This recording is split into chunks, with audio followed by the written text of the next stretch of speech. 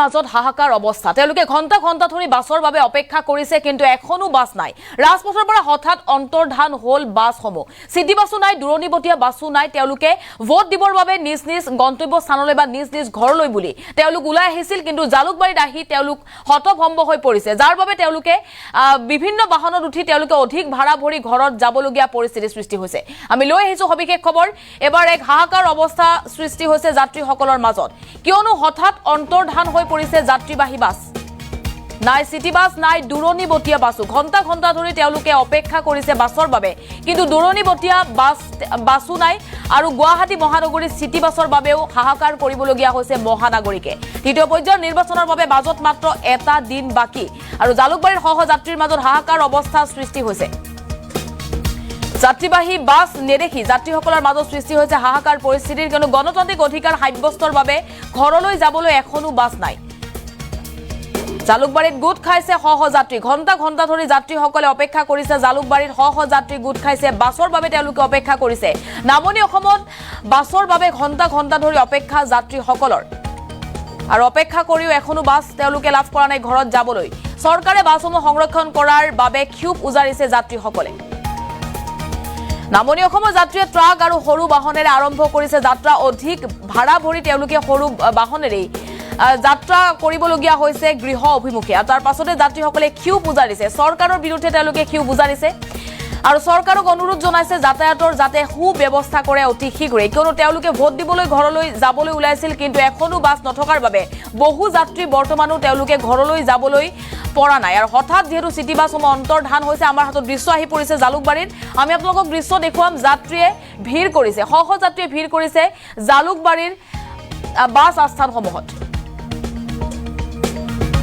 আৰু এয়া যাত্ৰীসকলে ঘণ্টা ঘণ্টা ধৰি অপেক্ষা কৰিছে জালুকবাৰীৰ বাছ আস্থানৰ দৃশ্য আমি আপোনালোকক দেখুৱাইছো সিটি বাছৰ বাবেও মহানগৰৰ লোকসকলে বাছ আস্থানত ভিৰ কৰিছে আৰু দূৰণিবতীয়া যিসকল যাত্ৰী বা দূৰণিবতীয়া বাছ যেহেতু তেওঁলোকে লাভ কৰা নাই আৰু ঘণ্টা ঘণ্টা ধৰি এনেদৰেই জালুকবাৰীৰ বাছ আস্থানত তেওঁলোকে ৰবলগীয়া হৈছে আৰু তাৰ পাছতে তীব্ৰ ক্ষোভ উজাৰিছে চৰকাৰৰ বিৰুদ্ধে যেহেতু তৃতীয় পৰ্যায়ৰ নিৰ্বাচনৰ বাবে মাজত মাত্ৰ কেইটামান ঘণ্টা বাকী আছে আৰু ভোট গ্ৰহণ ইতিমধ্যে দুটা পৰ্যায়ৰ সম্পন্ন হৈছে তৃতীয় পৰ্যায়ৰ নিৰ্বাচনৰ বাবে যেহেতু এখনো বাছ লাভ কৰা নাই যাত্ৰীসকলে তেওঁলোকে কেনেকৈ ঘৰলৈ যাব কেনেকৈ ভোট দিবলৈ যাব এই প্ৰশ্ন যাত্ৰীসকলৰ চৰকাৰলৈ কিয়নো এখনো বাছ চৰকাৰে যাত্ৰীসকলৰ বাবে ৰখা নাই বুলি মন্তব্য কৰিছে এইসকল যাত্ৰীয়ে আৰু যাৰ বাবে জালুকবাৰীত এক অভাৱনীয় পৰিস্থিতিৰ সৃষ্টি হৈছে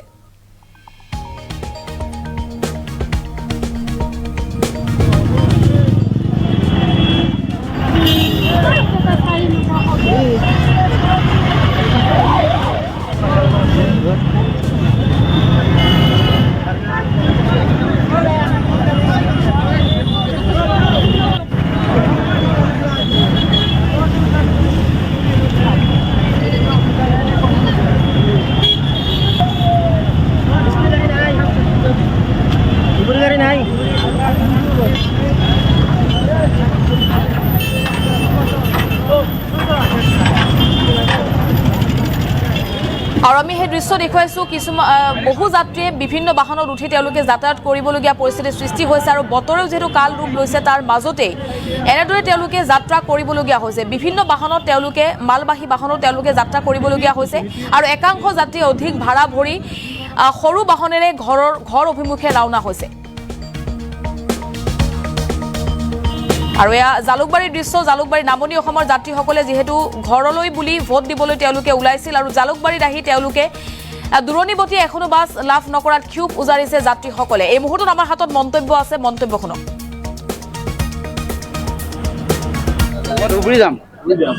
আমি দুলীয়াজানৰ পৰা আহিছো ভোট দিবলৈ যাম ভাড়াটো বহুত বেছিকে কৈছে নহয় ভাড়াটো 250 টকা 300 টকা বা 600 টকা 800 টকা এনেকে কৈছে ভাড়া বাছ বিলাকে বাছ পোৱা নাই বাছৰ ইমান ভাড়া আমি কেনেকে আমি তাৰ পৰা আহিছো আমি 700 টকাত আহিছো স্লিপাৰত আহিছো ইয়াত 800 টকা কৈছে 600 টকা কৈছে তাত খাৰা হৈ যাব লাগিব সিট নাই আমি ঘরে মারি যাব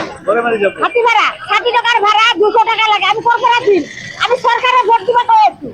হয় না এটা একটা সরকার হেডি করে দিও আমাক আমি এনেকা পয়সা খরচ করব না কিয় না আমি মই এজন মানকাচৰ মই ডিব্ৰুগড়ৰ পৰা আহিলো ৰাতিপুৱা আহি কিনে মই জালুকবাৰীত থিয় দি আছো গাড়ী নাই গোটেই এটা বেলা গুচি গ'ল আৰু তো মই মানে এই প্ৰশাসনক অসম চৰকাৰক মই এটাই ক'ব বিচাৰোঁ যে যোনটো তৃতীয় পৰ্যায়ৰ ভোট নিৰ্বাচন এই নিৰ্বাচন উপলক্ষে আমাৰ যোনটো ধুবুৰী ডিষ্ট্ৰিক্টত যিমানকেইটা গাড়ী থাকে চব গাড়ীকেইটা যে চৰকাৰে যে এনেকৈ বন্ধ কৰি ৰাখিছে এতিয়া ৰাইজ কেনেকৈ ঘৰলৈ যাব এইটো আচল কথা ন নে কিবা এটা গাড়ীতো তেনেকৈ হেৰি কৰিব লাগে এতিয়া যদি আমি বেলেগ গাড়ীত যদি ঘৰৰ মানে ইয়াৰ পৰা যদি যাওঁ ঘৰলৈ এতিয়া কি হয় ভাড়াটো বেছি লাগে কাৰণ আমি এনে দিন হাজিৰা কৰি মানে ইমান 2000-3000 টকা ভাড়া দি যাব নোৱাৰা নহয় তো সেইটো আমাৰ মানে বহুত অসুবিধা পৰিছে গতিকে